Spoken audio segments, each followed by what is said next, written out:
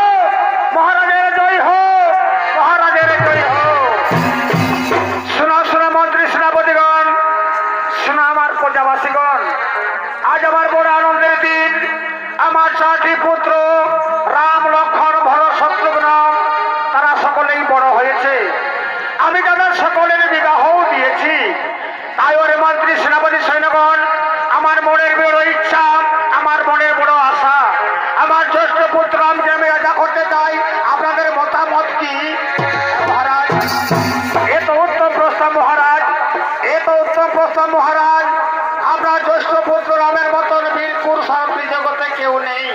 তাও আমরাই চাই মহারাজ, আপনার জ্যেষ্ঠ পুত্র রাম হোক অযোধ্যার রাজা। ওরে মন্ত্রী সেনাপতি সৈন্যগণ, ওরে মন্ত্রী সেনাপতি সৈন্যগণ, তাহলে বিলম্বে নাহি তো কারণ। কোথায় আছে ওরে পুত্র রাম? এই রাজ্য সভার দিকে এগাই পুত্র, এই রাজ্য সভার দিকে এগিয়ে আয়। ওরে রাম ছাড়ে না। মানবে আমি প্রেমের শিকার হব কেমনে, আমি প্রেমের শিকার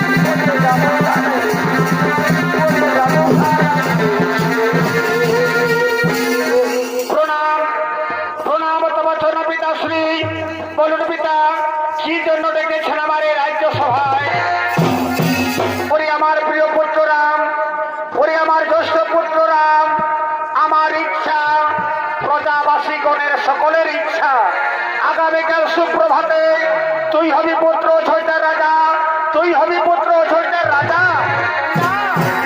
না পিতা, এ কেমন করে সম্ভব হবে পিতা? আপনি সদয়ে থাকতে আমি কেমন করে অযোধ্যার রাজা হব? না পিতা, আমি যে রাজা হতে পারবো না পিতা। ওরে পুত্ররাম, আমার যে বৃদ্ধ অবস্থা বাবা, এই বৃদ্ধ অবস্থায় আমি রাজ্য পরিচালনা করতে পারি না। তাই তুই পিতার কথা অমান্য না করে তুই হবি পুত্র অযোধ্যার রাজা, তুই হবি অযোধ্যার রাজা। হ্যাঁ হ্যাঁ পিতা, পিতার আদেশ পালন করা হলো পুত্রের কর্তব্য। তাই আমি আপনার আদেশ অক্ষরে অক্ষরে করিব পালন।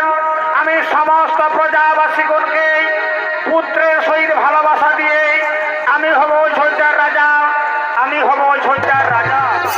প্রণাম প্রণাম তব চরণে পিতাশ্রী। তাহলে এখন আমি আসি পিতা, তাহলে এখন আমি আসি।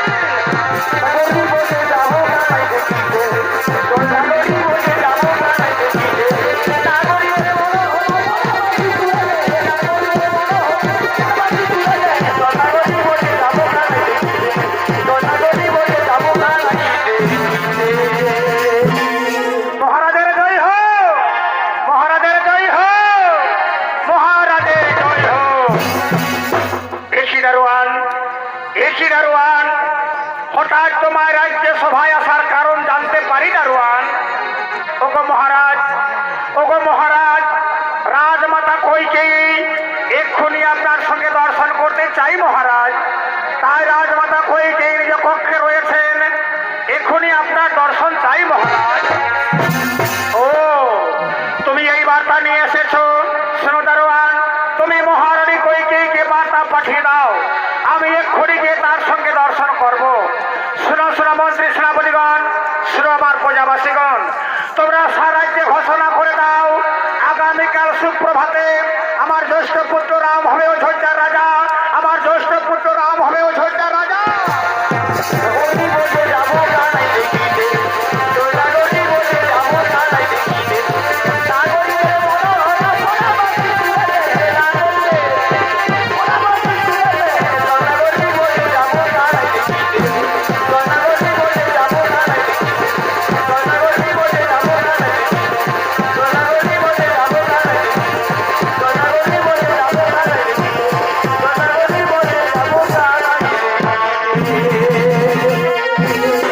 ওদিকে অযোধ্যার মহারানী কইকেয়ী, ওদিকে অযোধ্যার মহারানী কইকেয়ী তার দাসী মন্থরা আগমন করছে। মিলন হবে কত দিনে, হবে হবে হবে আমার মনের মানুষের সনে,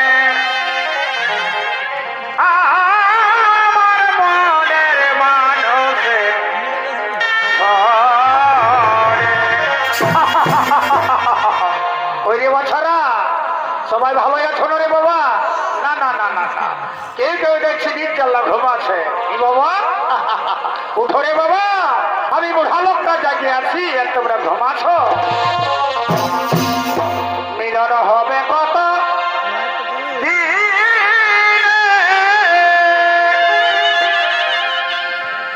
আমার মনের মানুষের সনে, আমার মনের মানুষের সনে। এ হলো রাজমাতা কইকেয়ী। এই রাজমাতা কইকেয়ীর ভূমিকে নৃত্য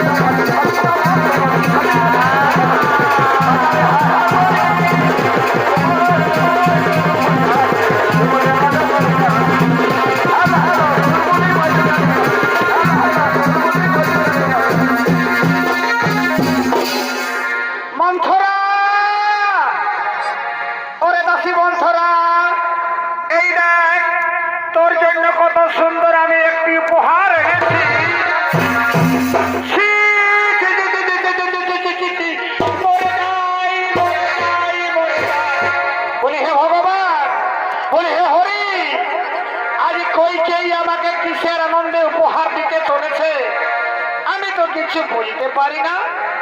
বলি কইকেয়ী, কিসের আনন্দে তুমি আমাকে আজকে উপহার দিচ্ছ?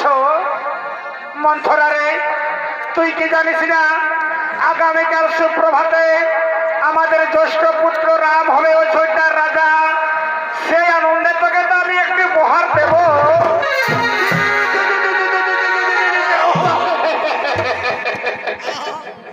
ও বাপরে, কোন বাড়ি ভয়াই খুঁটাটা গাড়ি খেলো,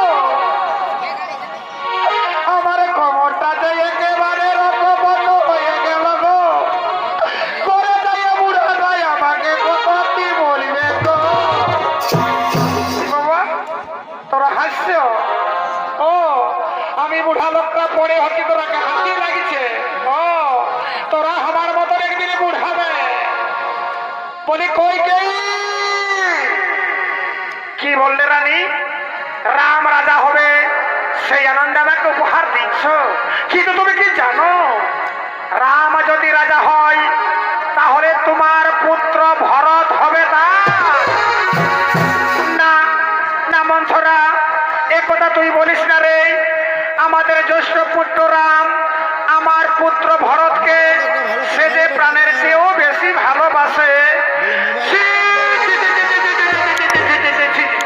হে ভগবান, হে হরি, আমি রানীকে যে কি করে বোঝাতে পারি, না আমি এইবার পড়ে ঝরেই মরি।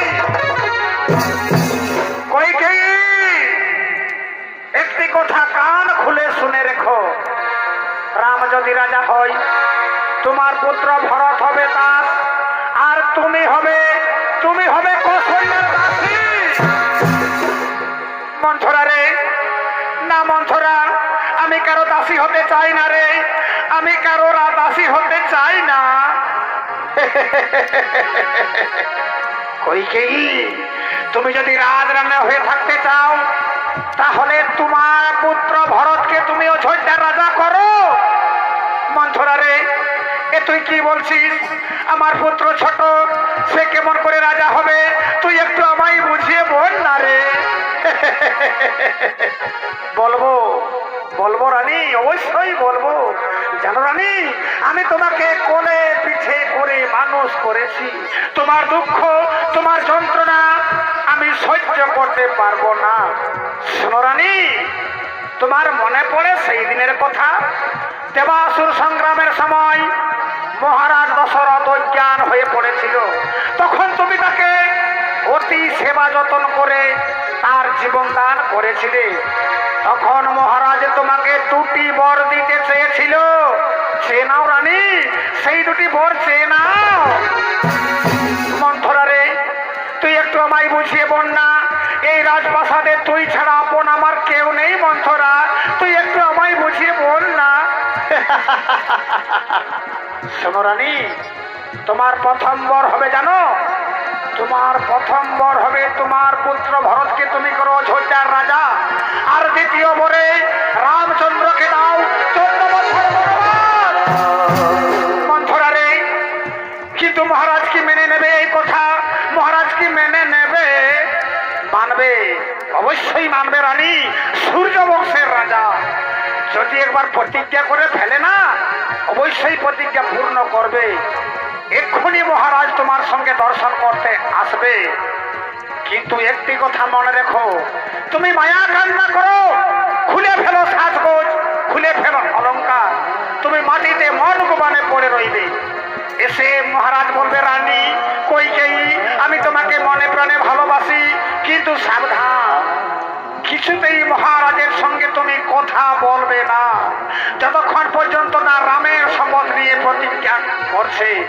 ওই দেখো মহারাজের দিকেই আসছে, মহারাজ এক্ষুনি এসে পড়বে।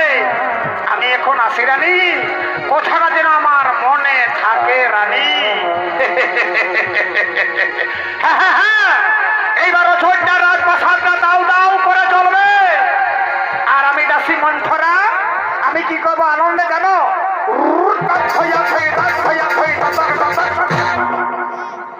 জয় সীতারাম।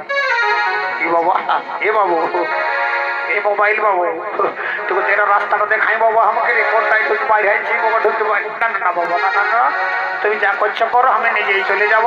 জয় সীতারাম, জয় সীতারাম। আমি মন্থরার কথা মতোই চলে আমার পুত্রকে অযোধ্যা রাজা করব, আর আমি রামচন্দ্রকে 14 বছর বনবাসে দেব। ওই তো মহারাজ আসছে, এক্ষুনি আমার কাছে এসে পড়বে। আমার সমস্ত অলঙ্কার খুলে দিয়ে আমি মায়া কান্না করব, আমি মাটিতে পড়ে রব, আমি মাটিতেই পড়ে থাকবো।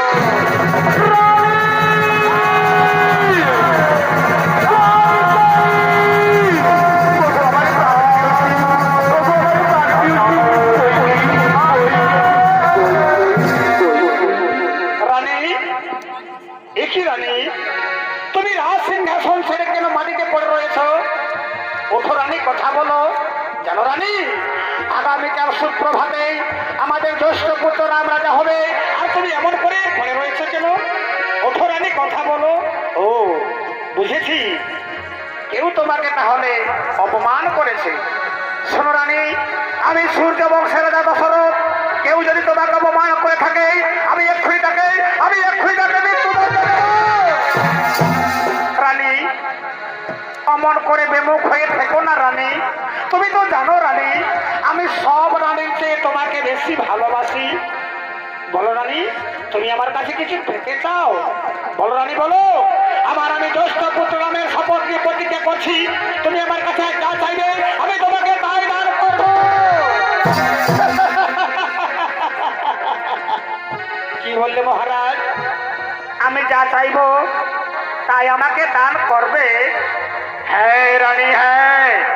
আমি সূর্য বংশের রাজা দশরথ, আমি আমার জ্যেষ্ঠ পুত্র রামের শপথ নিয়ে প্রতিজ্ঞা করছি, বলো রানী তুমি আমার কাছে আজ কি চাও? মহারাজ, তাহলে মনে পড়ে সেই দিনের কথা, দেবাসুর সংগ্রামের সময় তুমি অজ্ঞান হয়ে পড়েছিলে, আমি তোমাকে জীবন দিয়ে সেবা যত্ন করেছিলাম, আমি তোমার জীবন দানও করেছিলাম। তখন তুমি আমাকে দুটি বর দিতে চেয়েছিলে না? দাও মহারাজ, সেই দুটি বরের আমার প্রয়োজন হয়েছে।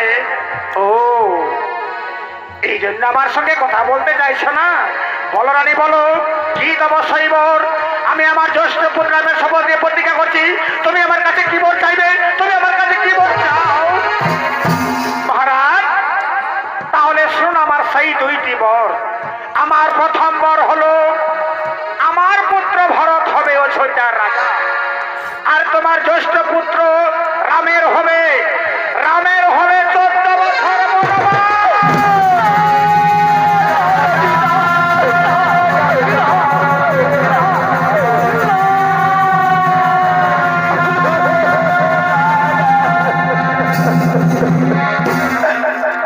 রানী,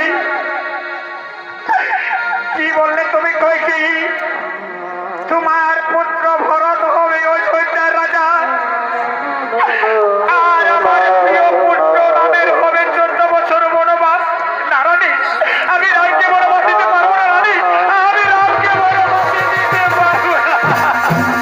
মহারাজ, তুমি না সূর্য বংশের রাজা, সূর্য বংশের রাজা যদি প্রতিজ্ঞা লঙ্ঘন করে তাহলে সূর্য বংশের কলঙ্ক হবে তুমি, সূর্য বংশের কলঙ্ক হবে তুমি। রানী, তুমি আমার প্রাণ কেড়ে নাও, আমি তোমায় দিতে রাজি আছি রানী। তোমার পুত্র ভরতকে তুমি রাজা করো, আমি মেনে নিলাম, কিন্তু আমার প্রিয় পুত্র রামকে তুমি বনবাসে দিও না রানী। রাম যদি বনবাসে চলে যায়, এই দশরথ বাঁচবে না। ওরে পুত্র রাম, ওরে পুত্র।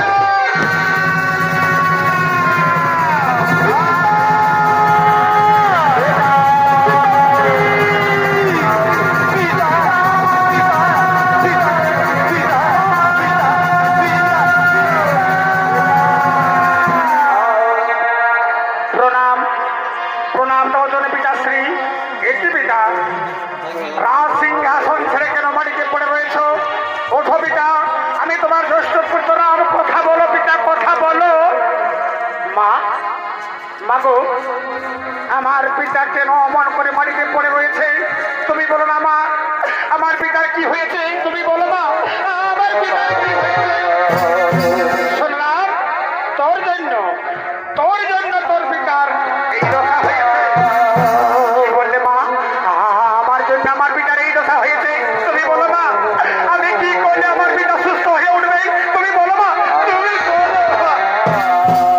শুনলাম তোর পিতার কাছে আমি দুটি বর চেয়েছি, সেই দুটি বর আমায় দিতে পারছে না বলে তোর পিতার এই দশা হয়েছে। কি বললে মা? তোমার দুটি বরের প্রয়োজন, তুমি বলো মা, তুমি বলো মা, কি দেবো সেই বর? তুমি বলো মা, কি দেবো সেই বর? শোনারাম, আমার প্রথম বর হলো আমার পুত্র ভরত হবে অযোধ্যার রাজা, আর তোর হবে 14 বছর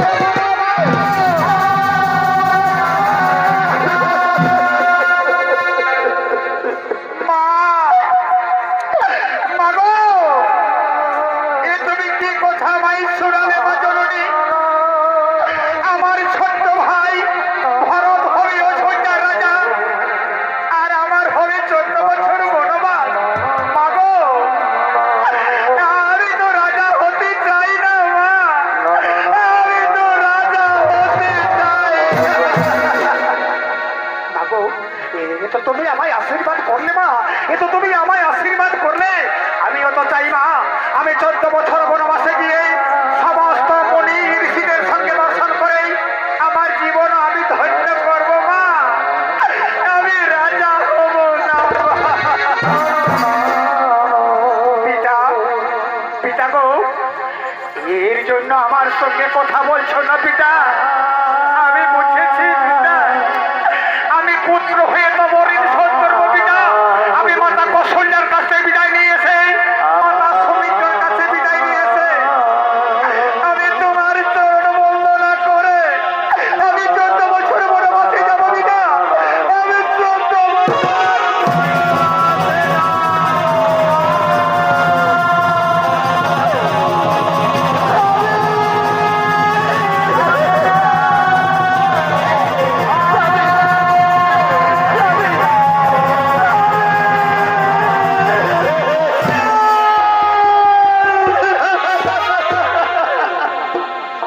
স্বামী গো, এ তুমি কি করলে স্বামী?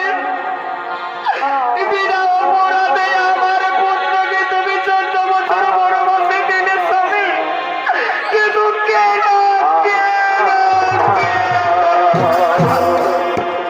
কৌশল্যা, তুমি এসেছো কৌশল্যা? ওঠো কৌশল্যা, আমার কোনো দোষ নেই কৌশল্যা, আমার কোনো দোষ নেই। ওই দুলাসী নারী, এই কলঙ্কিনী, এই কালসাপিনী, এই বাঘিনীর জন্য আমার এই দশা হয়েছে।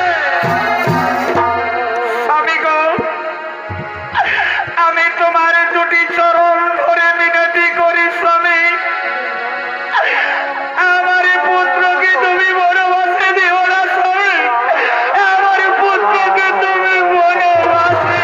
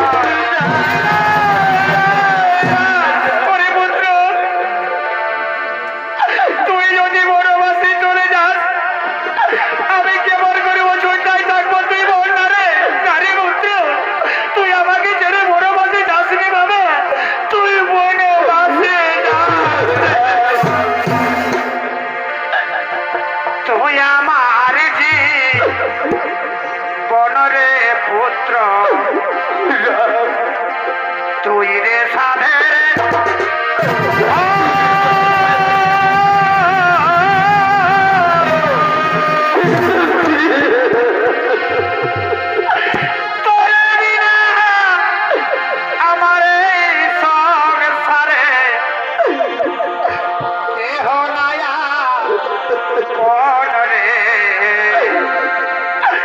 আমার কেহ নায়া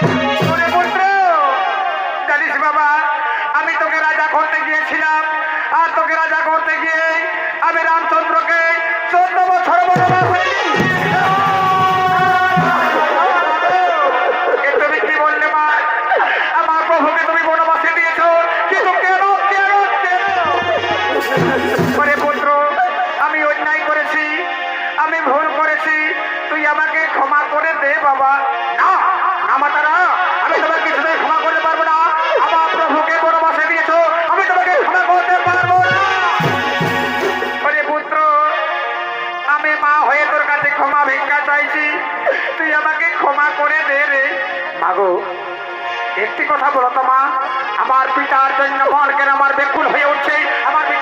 আমার পিতাশ্রী কোথায় কেমন আছে? ওরে পুত্র, আজ আমাদের সব কিছু শেষ হয়ে গেছে বাবা। রামচন্দ্র বনবাসে যাওয়ার কালে হায় রাম বলতে বলতে তোর পিতা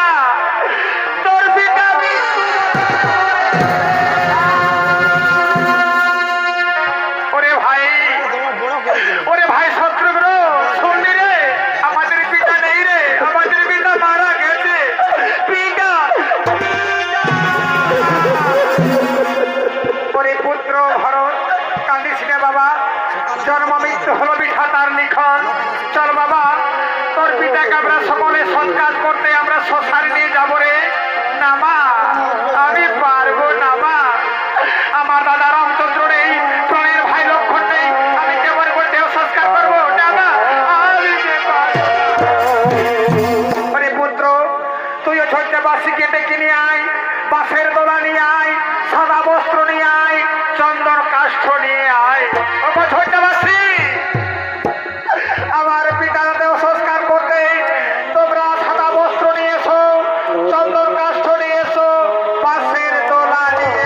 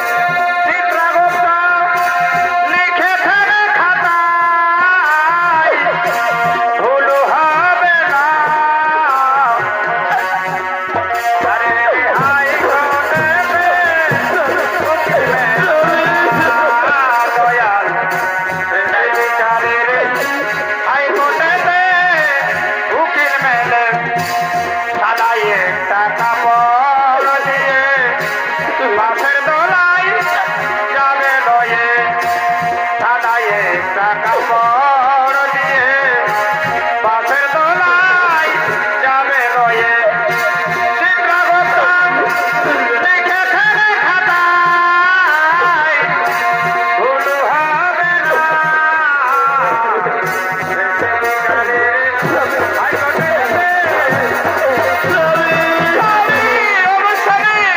তুমি আমাদের বিধবা সাজালে স্বামী তুমি আমাদের বিধবা সাজালে কেন কেন বিচারের খাই